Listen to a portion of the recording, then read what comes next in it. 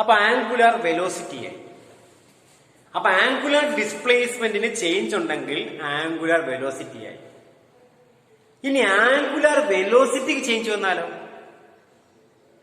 Circular മോഷനിൽ angular വെലോസിറ്റിക്ക് change ഉണ്ടാവുകയാണെങ്കിൽ angular acceleration ഇല്ലേ? അപ്പൊ അടുത്ത ടൈം എന്താണ് ആംഗുലർ ആക്സിലേഷൻ?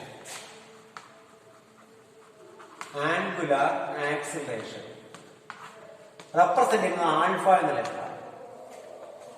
നമ്മൾ ഡിസ്പ്ലേസ്മെന്റ് വെലോസിറ്റി ആക്സിലേഷൻ പണ്ട് പഠിച്ചിട്ടുണ്ട്. ഡിസ്പ്ലേസ്മെന്റ് വെലോസിറ്റി ആക്സിലേഷൻ പണ്ട് പഠിച്ചിട്ടുണ്ട്.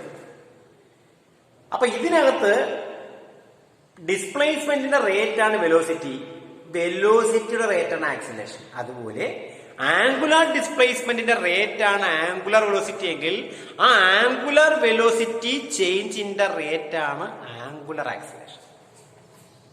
അപ്പൊ ആംഗുലർ ആക്സിലേഷൻ ആൽഫ നമുക്ക് ഡിഫൈൻ ചെയ്യാം. Alpha is equal to delta omega by delta T. Delta omega എന്ന് പറയുന്നത് ചേഞ്ച് ഇൻ ആംഗുലർ വെലോസിറ്റി.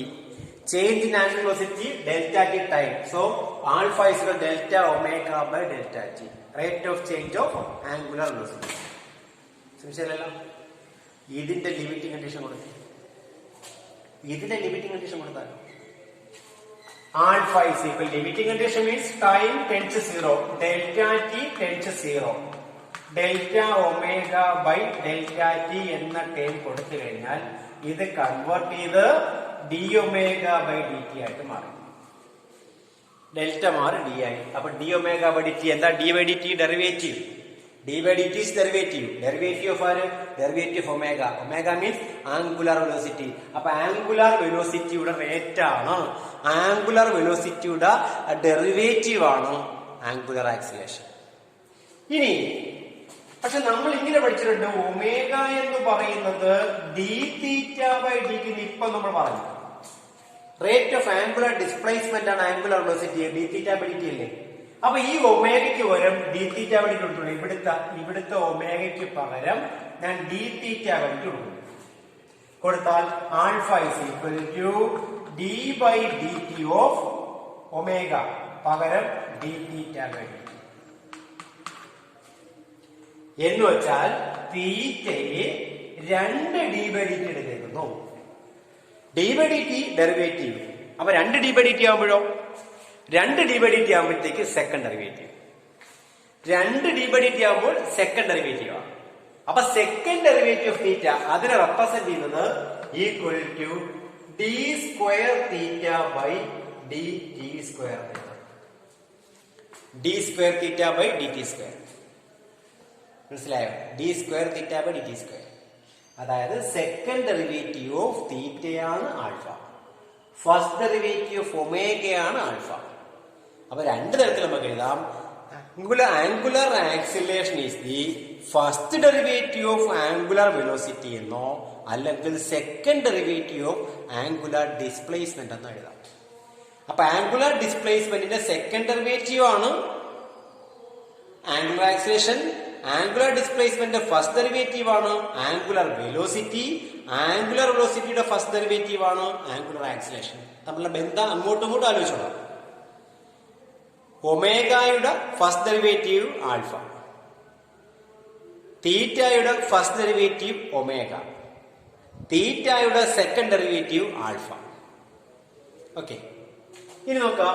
നിങ്ങൾ ഇവിടുന്ന് ഏത് പോയിന്റ് കറങ്ങി തുടങ്ങി ഈ ഒരു കറക്കം കംപ്ലീറ്റ് ആകുമ്പോൾ വീണ്ടും തിരിച്ചെത്തില്ലേ?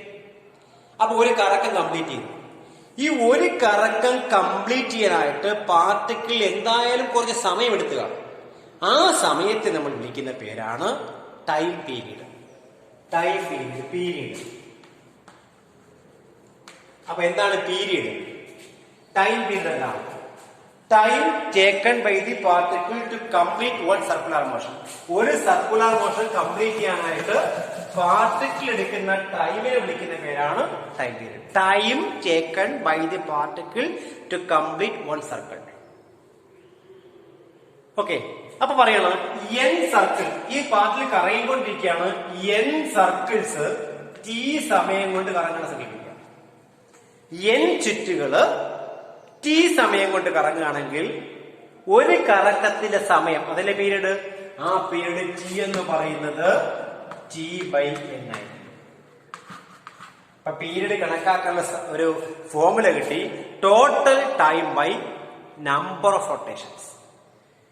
എത്ര റൊട്ടേഷനിലെത്തോ ആ റൊട്ടേഷൻസിന്റെ മൊത്തം ടൈമിന് ആ എത്ര റൊട്ടേഷൻ നമ്മൾ എടുത്തേക്കുന്ന ആ റൊട്ടേഷൻസിനെ എണ്ണം കൊണ്ട് ഡിവൈഡ് ചെയ്താൽ എന്തായി, ടൈം പീരീഡ് ടി ആയി. അപ്പൊ T equal T by N. Clear ആയോ? Time period T equal T by N. ഇനി ഇത് കറങ്ങിക്കൊണ്ടിരിക്കുകയാണ്. ചോദിക്കുകയാണ്, ഇങ്ങനെ കറങ്ങി ഫാൻ കറങ്ങിക്കൊണ്ടിരിക്കുകയാണ്, ഒരു സെക്കൻഡ് എത്ര കറക്കം കറങ്ങി, ഒരു സെക്കൻഡിൽ എത്ര കറക്കം കറങ്ങി? ആ കറക്കങ്ങളുടെ എണ്ണത്തെ വിളിക്കുന്ന പേരാണ് ഫ്രീക്വൻസി, ആവൃത്തി. Frequency, number of circular motions made by the body in 1 second. Number of circular motions അല്ലെങ്കിൽ നമ്പർ ഓഫ് റൊട്ടേഷൻസ് അല്ലെങ്കിൽ number of vibrations in 1 second is called frequency. അപ്പൊ n റൊട്ടേഷൻസ് ടി സമയം കൊണ്ടാണെങ്കിൽ ഒരു സെക്കൻഡിലെ റൊട്ടേഷൻസിന്റെ എണ്ണം എങ്ങനെ കണ്ടുപിടിക്കും? 10 സെക്കൻഡ് കൊണ്ട് 30 റൊട്ടേഷൻ ആണെങ്കിൽ ഒരു സെക്കൻഡ് എത്ര? 10 സെക്കൻഡ് കൊണ്ട് 30 റൊട്ടേഷൻ. അപ്പൊ ഒരു സെക്കൻഡ് എത്ര? 30/10 അല്ലേ? എന്ന് വെച്ചാൽ frequency nu is equal to n by T എന്ന് എഴുതാം. ഫ്രീക്വൻസിയെ സൂചിപ്പിക്കുന്ന അക്ഷരമാണ് ന്യൂ എന്ന് എഴുതുന്നത്. ഇങ്ങനെ ന്യൂ നമ്മൾ എഴുതും. Frequency nu is equal to n by T എന്ന് എഴുതാം. അപ്പൊ പീരീഡ് ടി ബൈ എന്നും ഫ്രീക്വൻസി n ബൈ ടിയും ആണെങ്കിൽ ഇവ തമ്മിലുള്ള ബന്ധം എന്താ? ഫ്രീക്വൻസിയും പീരീഡും തമ്മിലുള്ള ബന്ധം എന്താ? Frequency nu is equal to 1 by T എന്ന് എഴുതാം. റെസിപ്രോക്കൽ ഓഫ് ടൈം പീരീഡ് ആണ്. ടൈം പീരീഡിന്റെ റെസിപ്രോക്കൽ ആണ് എന്ത്? ഫ്രീക്വൻസി എന്ന് പറയുന്നത്. Reciprocal of time period is called frequency. അപ്പൊ ഫ്രീക്വൻസി എന്താണ്? ടൈം പീരീഡ് എന്നാണ്. അപ്പൊ time taken by the particle to complete one circular motion is called time period and number of circular motions in 1 second is called frequency. ഫ്രീക്വൻസിയുടെ ബന്ധം, frequency കണക്കാക്കുന്നത് n by T ആയിട്ടും period t by N ആയിട്ടും. അതുകൊണ്ട് frequency period തമ്മിലുള്ള ബന്ധം എന്താ? Frequency period ബന്ധം എന്ന് പറയുന്നത് frequency is the reciprocal of time period ആണ്. ടൈം പീരീഡിന്റെ റെസിപ്രോക്കൽ ആണ് frequency. Nu is equal to 1 by T എന്ന് എഴുതാം. Okay, clear? സംശയമൊന്നുമില്ലല്ലോ. ഇനി ഇവിടുന്ന് കറങ്ങി അതേ പോയിന്റ് കംപ്ലീറ്റ് ചെയ്യുമ്പോൾ ടോട്ടൽ ആംഗുലാർ ഡിസ്പ്ലേസ്മെന്റ് എത്ര? നമുക്കറിയാം ടോട്ടൽ ഡിസ്പ്ലേസ്മെന്റ് 0 ആണ്. അതേ പോയിന്റ് തന്നെ കംപ്ലീറ്റ് ചെയ്ത് തിരിച്ചെത്തുകയാണെങ്കിൽ ഡിസ്പ്ലേസ്മെന്റ് 0 ആണ്. പക്ഷെ ആംഗുലാർ ഡിസ്പ്ലേസ്മെന്റോ?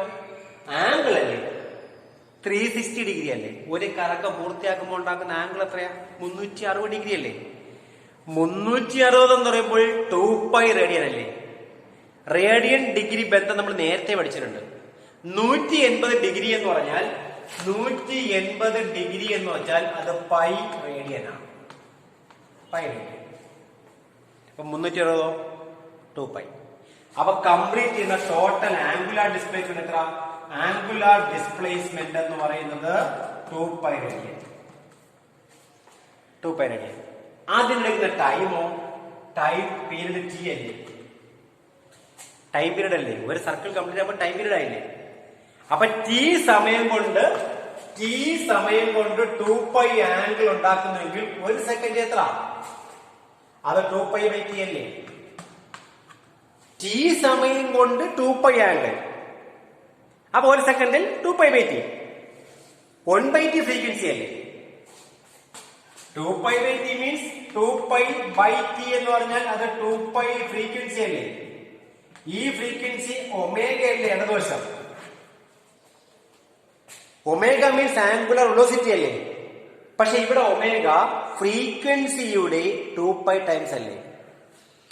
ഫ്രീക്വൻസിയുടെ 2π ടൈംസ് ആണ് റൊട്ടേഷൻ മോഷനിൽ. അതുകൊണ്ട് ഈ ഒമേഗയെ വിളിക്കുന്ന മറ്റൊരു പേരാണ് ആംഗുലാർ ഫ്രീക്വൻസി എന്ന് വിളിക്കും. ഇതാണ് ആംഗുലാർ ഫ്രീക്വൻസി. അപ്പൊ ആംഗുലാർ നല്ലൊരു സബ്സ്റ്റിറ്റ്യൂഷൻ ക്വസ്റ്റ്യൻ ആണ്. ഒമേഗ ടൈം പീരീഡ് തരുകയാണെങ്കിൽ ഒമേഗ ഇസ് ഈക്വൽ ടു എന്താ equation? Omega is equal to 2π by T എന്ന് എഴുതാം. അല്ലെങ്കിൽ omega is equal to 2π nu എന്ന് എഴുതാം. ആംഗുലാർ ഫ്രീക്വൻസി എന്ന് പറയുന്നത് ആംഗുലർ ഫ്രീക്വൻസി 2π ടൈംസ് ഫ്രീക്വൻസി ആണ്. 2π ടൈംസ് ഫ്രീക്വൻസി ആണ് ആംഗുലർ ഫ്രീക്വൻസി. അപ്പൊ സർക്കുലർ മോഷനിൽ 5 കാര്യങ്ങൾ: angular displacement, angular velocity, angular acceleration, period, frequency. ഇത്രയും കാര്യങ്ങൾ നമുക്ക് സംശയങ്ങളൊന്നും ഇല്ല എന്ന് തോന്നുന്നു. അപ്പൊ ഒന്ന് മനസ്സിലാക്കിയെടുക്കുക, നല്ലതുപോലെ മനസ്സിലാക്കിയെടുക്കുക.